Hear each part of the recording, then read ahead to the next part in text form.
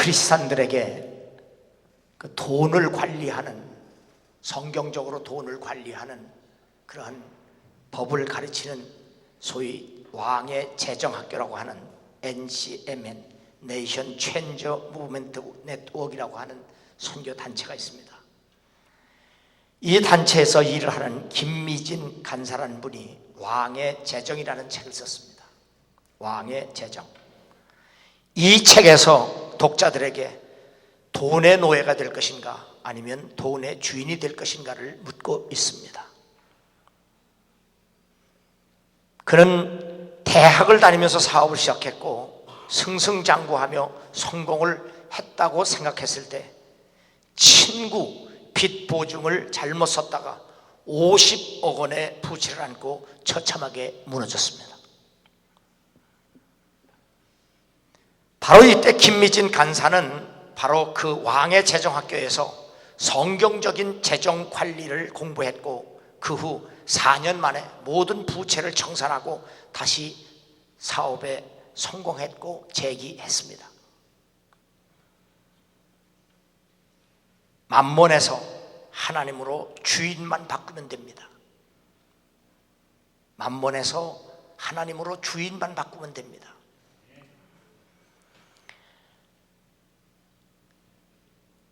자신에게만 부유하고 하나님께 대하여 인색하며 부당하게 돈을 버는 자들은 속부, 졸부입니다.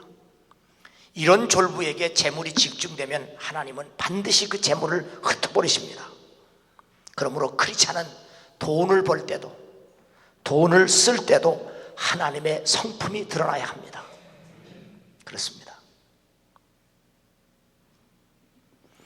그녀가 50억의 부채를 안고 한 사람에게 6억의 빚을 갚을 때 봉투에 1만 원을 넣어서 갚기 시작했다고 합니다.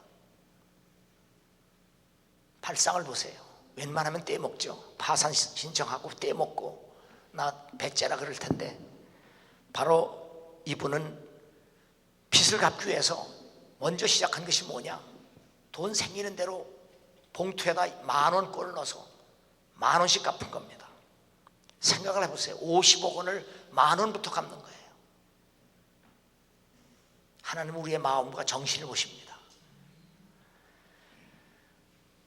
그렇게 1만 원을 넣어서 갚기 시작했고 3억 원을 갚으니까 그 채권자가 그의 정직성, 성실함에 감동이 되어서 3억을 탕감해 주었습니다.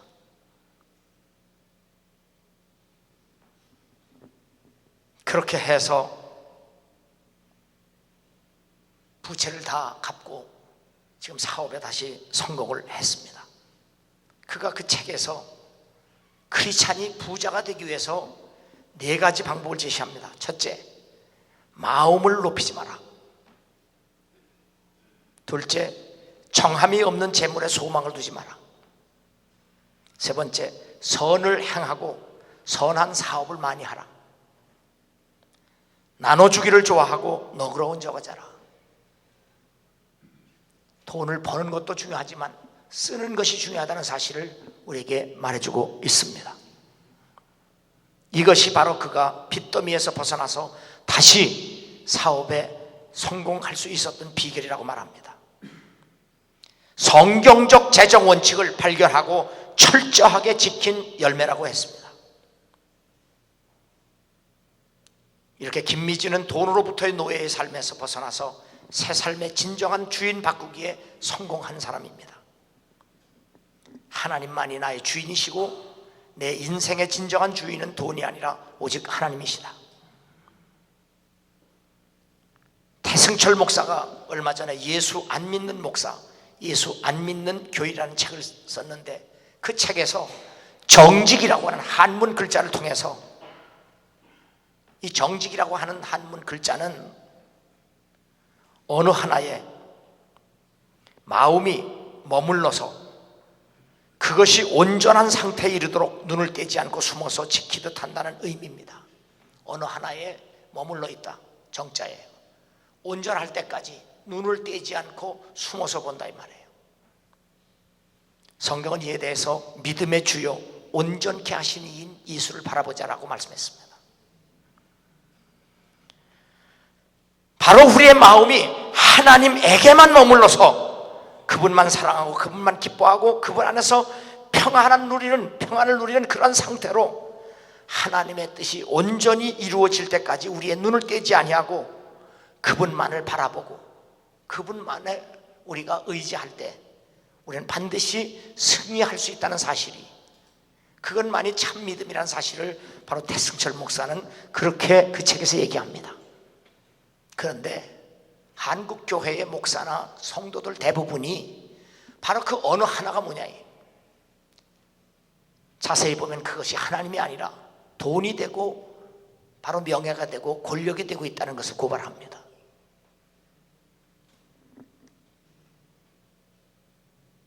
오늘 여러분의 마음속에 첫째 자리, 여러분의 생명의 주인은 돈과 재물 그리고 명예와 권력이 아니라 하나님 한 분이시기를 주의 이름으로 축원합니다.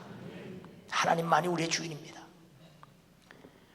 오늘 성경본 6절 19절에 보면 너희를 위하여 보물을 땅에 쌓아두지 말라. 예수께서 돈과 재물을 결코 나쁘게 말씀하지 않습니다. 여기 보물을 땅에 쌓지 말라고 할 때 보물은 돈과 재물을 의미합니다.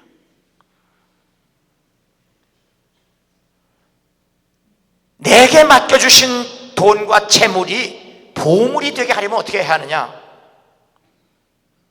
그 돈과 재물이 어떻게 쓰여지느냐에 따라서 그 가치가 결정됩니다. 예수 그리스도는 누가복음 12장에서 부유한 농부의 이야기를 비유로 말씀해 주셨습니다. 한 농부가 그 해에 농사를 지어서 소출이 엄청나게 많아졌습니다. 쌓아둘 곳이 없을 정도로 풍년이 들었고 많은 소들을 얻었습니다. 이때 이 농부는 쌓아놓을 것이 없으니까 창고를 헐고 새로 짓기로 결심을 합니다. 내가 이렇게 하리라. 내 곡간을 헐고 더 크게 짓고 내 모든 물건을 많이 쌓아두었으니 평안히 쉬고 먹고 마시고 즐거워하자 하리라. 불확실한 미래에 어떻게 대비하면 내가 안전할까, 평안할까? 그래서 이 부자는 재물을 큰 창고에다가 쌓아두기만 하려고 했던 겁니다. 새 곳간에 곡식만 채워두면 미래는 안전할 것이라고 생각을 합니다. 내가 내 영혼에게 이르되 영혼아 여러 해 쓸 물건을 많이 쌓아두었으니 평안히 쉬고 먹고 마시고 즐거워하자 하리라. 통장에 돈만 잔뜩 들어있고 창고에 재물만 잔뜩 쌓이면 그 부동산과 동산이 나의 미래를 보장해 줄 것 같이 생각하는 사람에게 하나님은 내 앞에 그 돈과 재물을 쓰기도 전에 죽음이 먼저 온다라고 말씀합니다. 죽음이 눈앞에 이른 줄도 모르니 농부는 하나님 앞에 어리석은 자로 보였습니다. 어리석은 농부가 많은 소출로 창고에 쌓아들인 재물로 안심했던 것은 결국 생명의 안전이 보장되는 것이 아니라 바로 자기 만족에 불과했다는 사실을 하나님이 지적을 하고 있습니다. 자기를 위하여 재물을 쌓아두고 하나님께 대하여 부여하지 못한 자가 이와 같으니라. 야고보는 미래를 위해 자신의 생각과 계획을 자랑하지 말고 오직 하나님만을 의지하고 하나님 뜻을 구하고 찾고 두드리라고 권면을 합니다. 누구든지 지혜가 부족하거든 모든 사람에게 후히 주시고 부꾸짖지 아니하시는 하나님께 구하라. 그리하면 주시리라. 지금까지 한 나라의 국력이 영토가 얼마나 크냐, 그리고 인구가 얼마나 많으냐, 그리고 그 나라의 지하자원이 얼마가 매장되어 있느냐, 이 세 가지로 국력을 평가했습니다. 그러나 21세기로 들어서면서 영토와 인구와 지하자원이 아니라 지식과 기술과 지혜로 평가하는 시대에 우리가 살고 있습니다. 한 예를 들면 우리나라에는 석유 한 방울이 안 납니다. 그런데 기술을 개발해서 그 탐사선, 그 기름을 빼내는 그런 탐사선을 만들어서 지금 전 세계의 바다를 누비는 회사가 있습니다. 그러니까 우리나라에 지하자원 한 방울 없어도 기술만 있으면, 지식만 있으면 남의 나라에 가서 그걸 빼서 우리가 돈을 벌 수 있는 그런 시대가 됐어요. 21세기에 들어서면서 영토가 작아도 인구가 별로 없어도 지식과 기술만 있으면 돈과 재물을 얻을 수 있는 시대가 되었습니다. 그런데 문제는 그렇게 돈을 벌어서 재물을 모아서 그것을 어떻게 쓰느냐에 대한 것은 지혜가 필요합니다. 북한이 지금 돈이 없어 굶어 죽는 게 아닙니다. 돈을 쓸데없는 데 쓰기 때문에 백성들이 굶는 겁니다. 돈과 재물은 그 사용처에 의해서 그 가치와 힘이 결정되기 때문입니다. 사람의 마음에는 많은 계획이 있어도 오직 여호와의 뜻만이 완전히 서리라. 인간의 생각과 계획으로는 승리할 수 없다 그 말이에요. 오직 하나님의 뜻만이 인생을 성공하고 승리하게 한다는 사실입니다.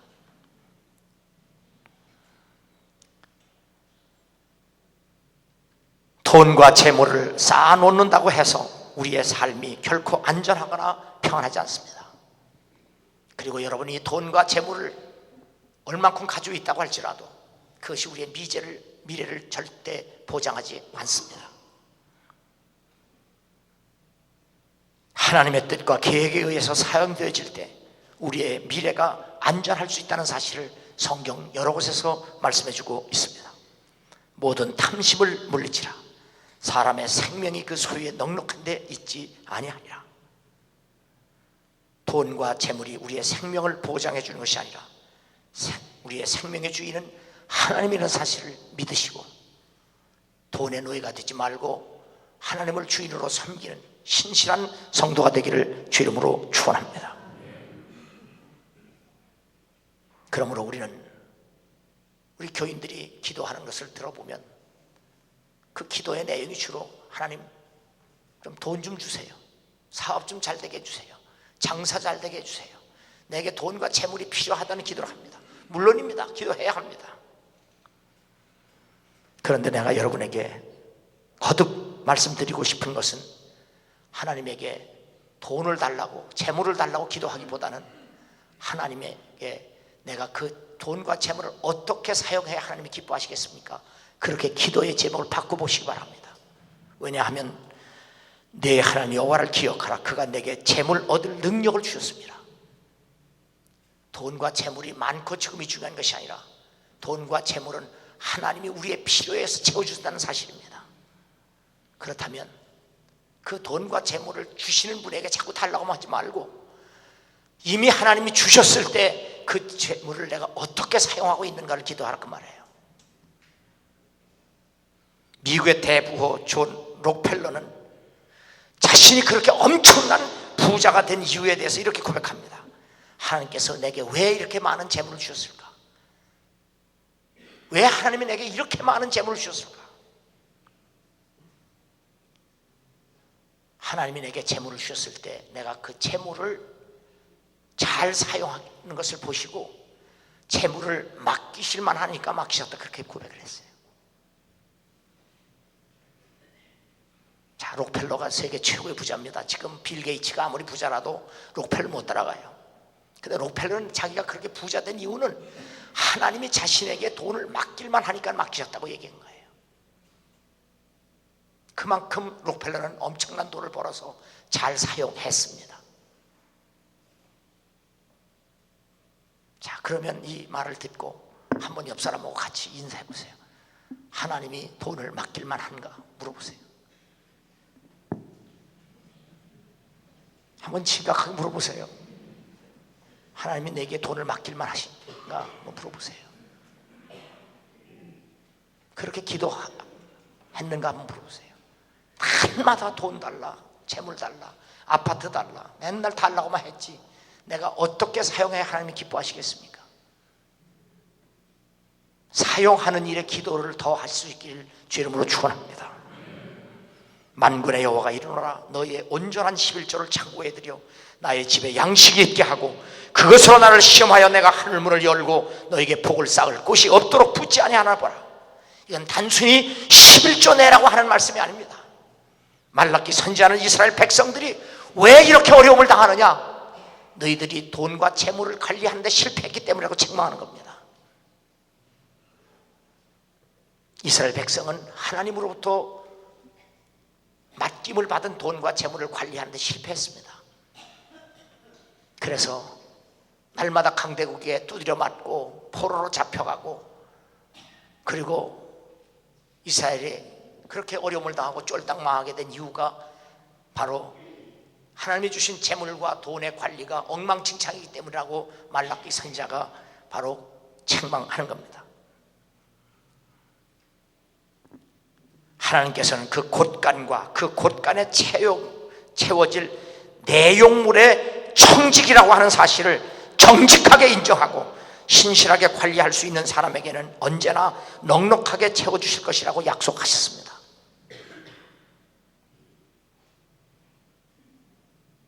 우리가 주음의 주인이 아닙니다. 우리는 더군다나 돈의 노예가 되어서도 안 됩니다. 더군다나 돈의 주인이 되어서도 아닙니다. 돈과 재물의 주인은 하나님입니다. 우리는 다만 그것을 맡은 청직일 뿐입니다. 청직의 사명은 내가 어떻게 쌓아놓느냐가 아니라 청직의 사명은 어떻게 잘 사용하느냐가 청직의 사명입니다. 왜냐하면 우리에게 맡기는 분은 주인이시기 때문에 맡은 자가 어떻게 돈을 버느냐는 관심이 없어야 해요. 왜냐하면 주인이 맡기니까. 그러므로 맡은 자들은 구할 것은 뭐예요? 충성해요. 어떻게 사용하느냐예요. 어떻게 신실하게 쓸 것이냐예요. 여러분도 나도 크리스찬이지만 지금까지 기도를 그렇게 해왔습니까? 매일 달라고만 했지 사용하는 일에 기도를 하지 않습니다. 오히려 달라고 해서 하나님이 주시면 하나님 뜻대로 사용할 것이 겁이 나서 피하고 도망가고 숨고 변명하고, 그러면 하나님이 또 맡기시겠어요?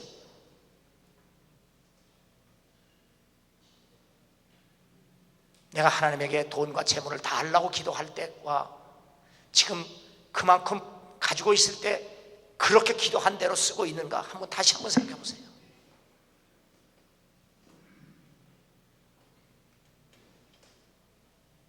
나는 여러분이 하나님께서 맡겨주신 재물과 돈이 여러분에게 하나님이 말씀하신 대로 보물이 될 수 있기를 주의 이름으로 축원합니다. 두 번째로, 오직 너희를 위하여 보물을 하늘에 쌓아두라. 20절 말씀입니다. 보물을 하늘에 쌓아두라. 돈과 재물이 나에게 보석이 될 것인가 아니면 우상이 될 것인가는 그 돈과 재물을 어떻게 사용하느냐의 그 가치에 따라서 평가됩니다.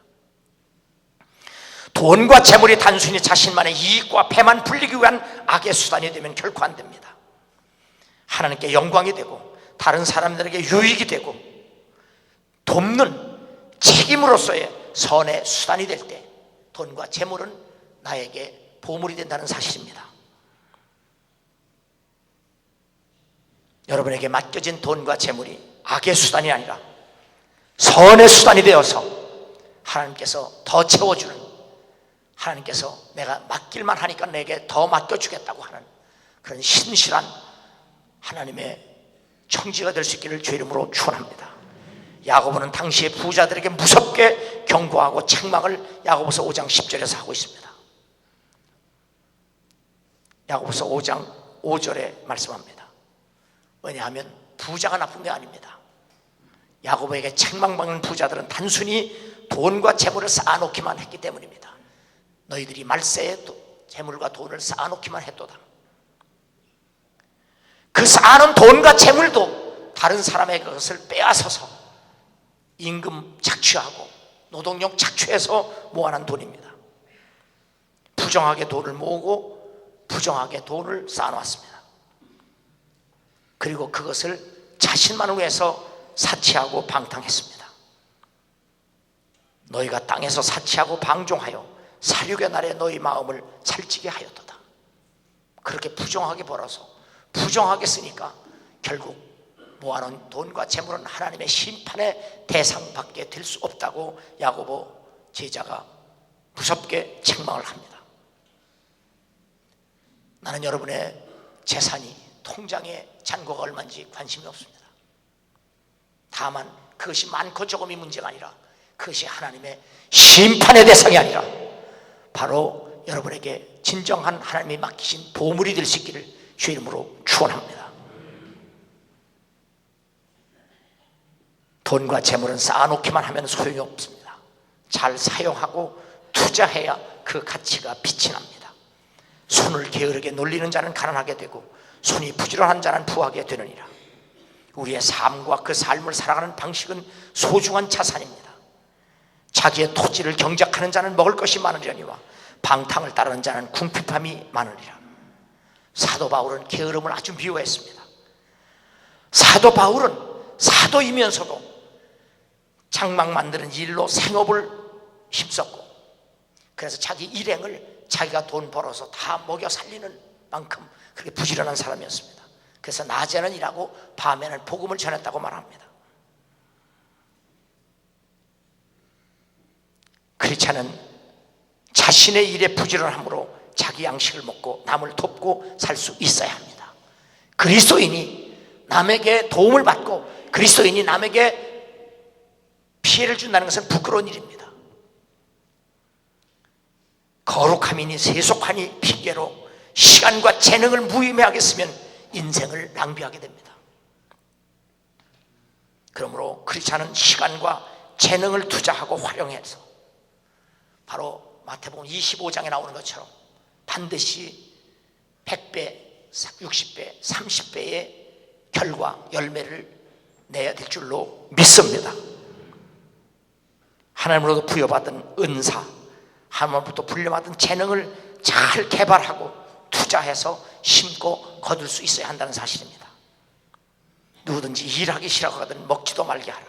주 예수 그리스도 안에서 권하기를 조용히 일하고 자기 양식을 먹으라. 더 쉽게 얘기하면 내가 무슨 일을 했을 때 그것이 잘못해서 망한다면 하나님이 기뻐하지 않습니다. 내가 사업을 하면 반드시 성공해야 합니다. 성경적으로 살아도 얼마든지 성공할 수 있다는 사실입니다. 그러므로 내가 무슨 사업을 시작했는데 뭐 예배 드리는 것 때문에 뭐 기도하는 일 때문에 새벽 기도 가서 철야해서 예배 참석해서 내가 일을 잘못해서 내가 망했다. 그건 말이 안 됩니다. 또 많은 사람들이 사업을 위해서 하나님이 주신 것이라고 하면서 예배도 빠져먹고 기도도 안 하고 그저 하나님이 주신 거라고 사업만 하다 망하는 사람도 많습니다. 그거 다 옳지 않습니다. 예배만 드리기 위해서 하는 일을 소홀히 하는 것도 하나님 뜻이 아닙니다. 또 하나님이 주신 사업이라고 그것에 몰두하기 위하여 하나님을 예배하고 하나님 섬기는 일을 소홀히 하는 것도 옳지 않습니다. 하나님 나라와 그 의를 구하고 하나님을 밤낮으로 섬기면서도 우리는 얼마든지 부지런하게 일해서 성공할 수 있다는 사실이 성경적입니다. 그래서 성경은 부지런하지 않으면 게으른 것, 악한 것으로 얘기하고 있습니다. 그래서 사도들은 일하기 싫거든 먹지도 말아라. 그리고 자기가 일해서 자기 양식을 먹고 살라고 말했습니다. 사도 바울은 고린도 교회, 마게도냐 교인들의 신앙생활을 소개하고 있습니다. 고린도 교인들은 무역도시에서 살기 때문에 대체적으로 부유합니다. 그런데 마게도냐 교인들은 굉장히 가난해요. 그런데 고린도 교인들은 그렇게 잘 사는데도 불구하고 얼마나 인색한지요. 하나님께 헌금하는 것도 인색하고 남을 돕는 일에도 인색해요. 그런데 마게도냐 교인들은 얼마나 가난한지 아주 극한 가난이라고 했어요. 우리말로 하면 아주 찢어지도록 가난해요. 가난한 것만 아니라 얼마나 많은 시련과 환난이 많은지도 몰라요. 그런데도 불구하고 그들은 하나님의 은혜 가운데 그런 가난 속에서도 하나님께 대한 헌금 그리고 남을 돕는 일에 아주 힘에 지나도록 했다고 했어요. 사도 바울은 그들의 그 신실한 헌금 생활이 그들의 복음을 믿는 신실한 신앙 그리고 아주 정직한 신앙 그래서 하나님께 영광을 돌릴 수 있는 신앙이라고 그 마게도냐 교인들의 신앙을 고린도 교인들에게 가르쳐 주는 겁니다. 자, 너희들은 넉넉해도 그렇게 인색한데 이들은 가난해도 이렇게 넉넉하다.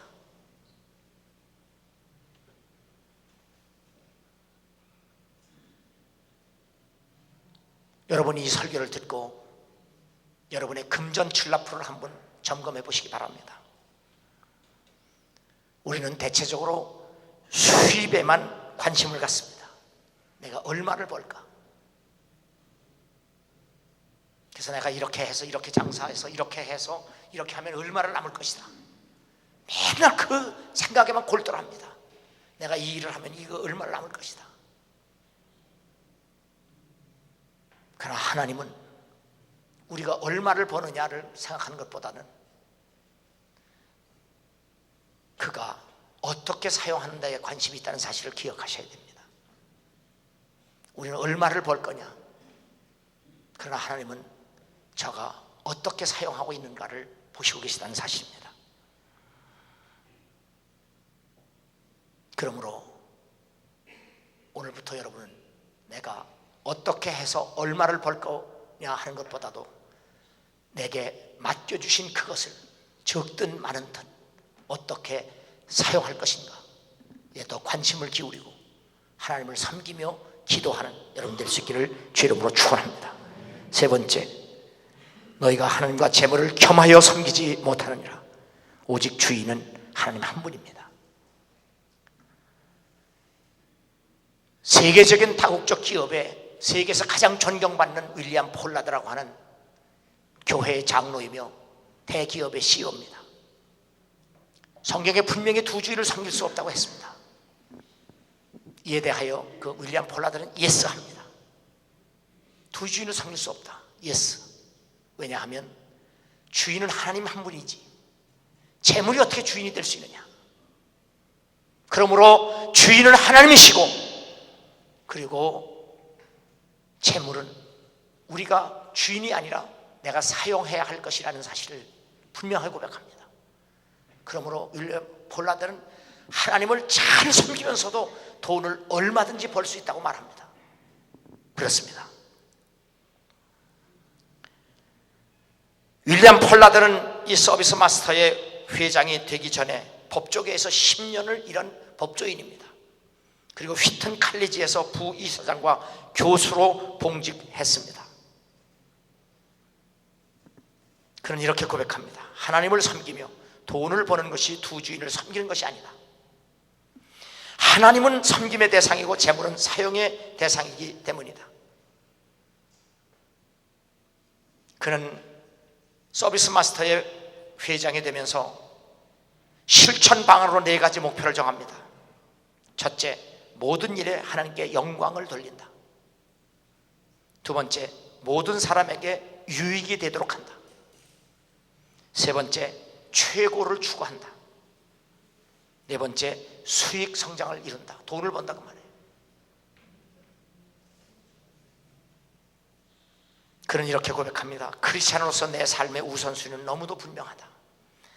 너희는 먼저 그의 나라와 그의 의를 구하라. 그리하면 이 모든 것을 너희에게 더해 주시리라. 이 말씀이 내 신앙 생활이다. 예수 그리스도를 따르는 크리스찬은 결코 자기 삶의 주인이 될 수 없다. 하나님만이 주인이시며 우리는 단지 그분의 청지기일 뿐이다. 예수 그리스도를 따르는 날부터 내 삶의 목표는 하나님께 이윤을 남겨드리는 것이다.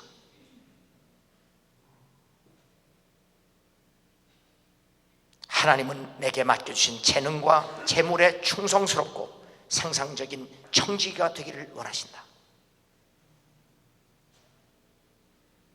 거듭 말씀드리지만 윌리엄 폴라드는 교회의 장로이며 다국적 기업의 회장입니다. 그의 신앙 생활이 많은 사람들에게 본이 되고 있습니다. 세상 사람들에게도 존경을 받고 있습니다.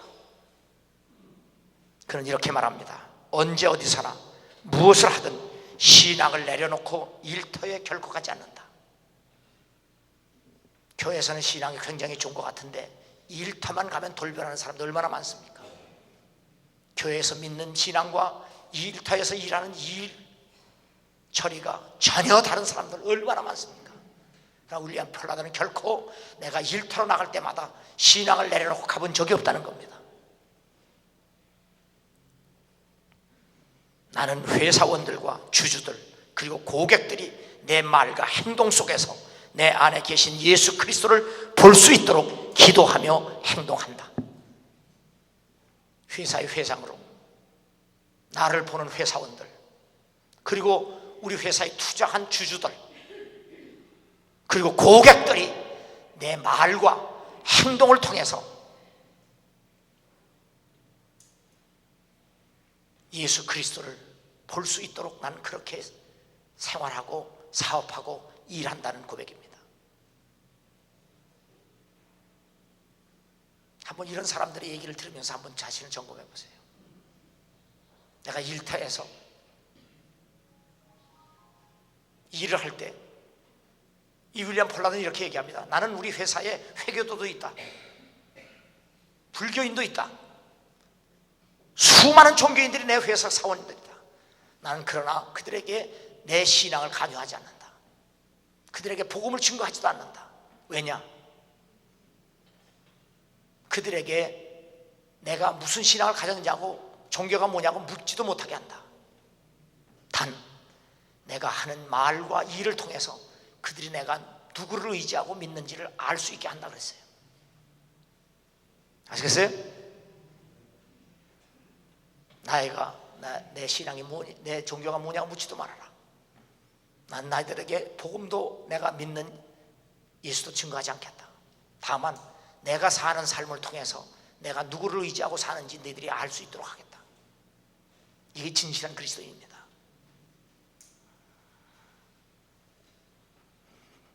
존 웨슬리와 초기 기독 감리교인들은 언제나 힘을 다하여 어떠한 기회라도 선을 행하도록 그렇게 가르쳤고 실천했습니다. 그래서 Methodists are good doers everywhere. 감리교인은 선행자들이다. 감리교인은 선행자들이다. 그때 당시에 사람들이 그렇게 감리교인들은 참 착한 사람들이야, 감리교인들은 참 선을 행하는 사람들이야, 그렇게 말했어요. 존 웨슬리는 선행은 칭의에 따른 필수적인 결과이고 우리가 하나님으로부터 의롭다고 인정을 받는 순간 우리는 선행을 할 수 있다는 얘기입니다. 성화의 필연적 요소로 감리교인은 날마다 선을 행하고 평생 선행에 힘써야 한다. 우리가 성화되었으면 반드시 선행을 해야만 한다는 얘기예요. 그게 바로 구원받은 사람의 결과입니다. 구원받으리 자신들만 구원받았다는데 저 행태를 보세요. 제 구원받은 행태인가? 그래서 웨슬리는 구원받았으면 구원받은 행태가 나타나야 한다는 거예요. 그것이 바로 선행으로 반드시 나타나야 한다는 것을 가르쳤고 실천했습니다. 그래서 존 웨슬리는 교인들에게 선행을 하려면 반드시 돈을 벌라고 가르쳤습니다. 웨슬리도 돈을 나쁘게 보지 않았습니다. 우리가 선을 행하려면 반드시 돈을 벌어라. 그래서 돈의 사용이라는 설교에서 이렇게 설교합니다. Gain all you can. 할 수 있는 대로 많이 벌어라. 수단 방법 가리지 않고 무조건 벌라는 게 아니에요. 돈을 벌려면 부지런해라, 성실해라, 최선을 다해서 새로운 지식을 배워라, 기술을 연마해라, 그리고 경영도 공부해라. 굉장히 돈 버는 과학입니다. 그냥 무대뽀로 버는 게 아니에요. 그래서 성경은 모든 일을 죽게 하듯 해라. 쉽게 얘기하면 이 물 한 병을 만들어도 주님을 대접하는 심정으로 만들어야죠. 이거 흙탕물 갖다 팔아먹고 주님 잘 팔리게 해주세요, 그렇게 해서 되겠어요? 내가 집 한 채를 지어도 정말 주님을 살게 하려고 하는 그런 마음으로 집을 지어서 고객에게 팔아야 그것이 기독교의 정신이에요. 내가 신발 하나를 만들어도 예수님을 신게 하는 신발을 만든다, 그런 마음을 가지고 신발을 만드는 그 기독교인이죠. 속이고 엉터리로 만들어가지고 하나님 이거 팔리면 내가 10을 쪄낼게요, 이거 팔리면 내가 주님을 위해서 조금 뭐 할게요. 그렇게 해가지고 한다고 해서 얻어졌다고 할지라도 하나님 기뻐하지 않습니다. 그 웨슬리는 이렇게 철저하게 가르쳤어요. 성실해라, 진실해라, 기술을 배워라, 공부해라, 기술을 배워라, 그리고 잘 경영해라.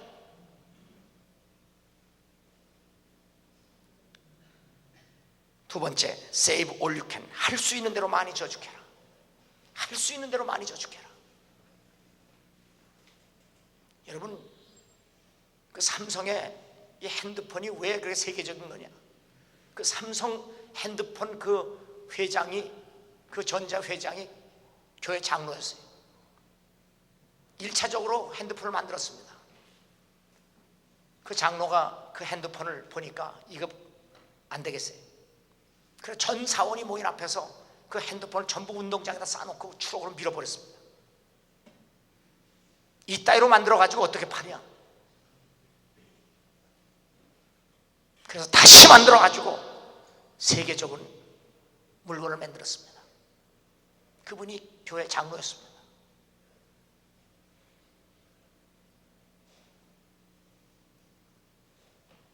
자신과 가족과 사회적 의무에 충실하고 과소비를 피하고 경건 생활에 해로운 일을 절대로 돈을 쓰지 마라. 자신을 위해서 써라. 가족을 위해 써라. 사회의 의무를 다 해라. 국가의 의무 다 해라. 세금 내라. 그렇다고 해서 과소비 피해라. 함부로 돈 쓰지 마라. 그리고 신앙생활에 도움이 되지 않는 일에 돈 쓰지 마라. 할 수 있다면 자신과 가족과 나라와 사회에 사용할 만큼 사용하고 될 수 있으면 돈을 모으라는 거예요. 세 번째, give all you can. 할 수 있는 대로 많이 줘라. 자신과 가족을 위하여 국가와 사회에 대해서 의무 다하는 것도 하나님이 기뻐하신다고 했습니다. 자신의 건강을 위해서, 자신의 삶을 위해서, 자신의 생명을 위해서 돈 쓰는 것 하나님이 기뻐하시고 그것조차도 하나님께 드리는 거라고 가르쳤습니다. 그렇습니다. 그러나 그것만이 아니라 가능한 한 쓸 만큼 쓰고 잘 관리해서 또 투자해서 더 남겨서 순수하게 하나님께 헌금하는 겁니다.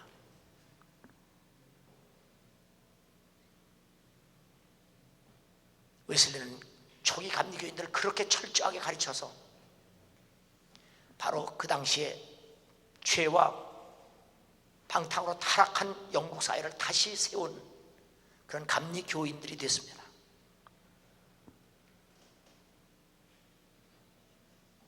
제닝거라고 하는 학자는 존 웨슬리의 이 돈의 사용, 돈의 관리, 이 돈 버는 법을 소위 에반젤리컬 에코노믹스, 복음적 경제관이라고 얘기했어요.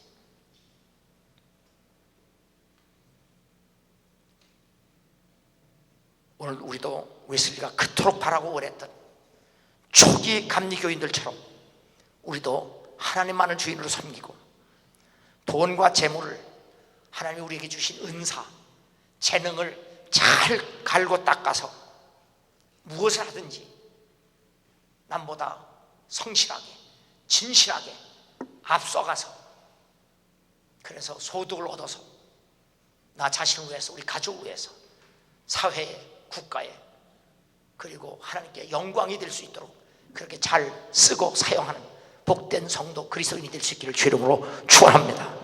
너희는 먼저 그의 나라와 그의 의를 구하라. 그리하면 이 모든 것이 너에게 더하시리라.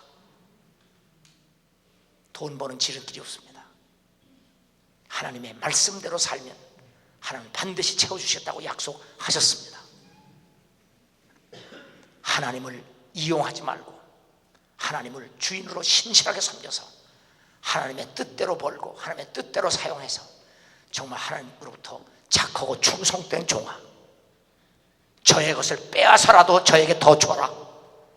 하나님은 반드시 맡길 만한 자에게 더 맡기신다는 사실을 깨닫고 결코 돈과 재물의 노예가 되지 말고 하나님 은혜 가운데 돈과 재물을 잘 부리고 사용할 수 있는 신실한 성도가 될 수 있기를 주 이름으로 축원합니다.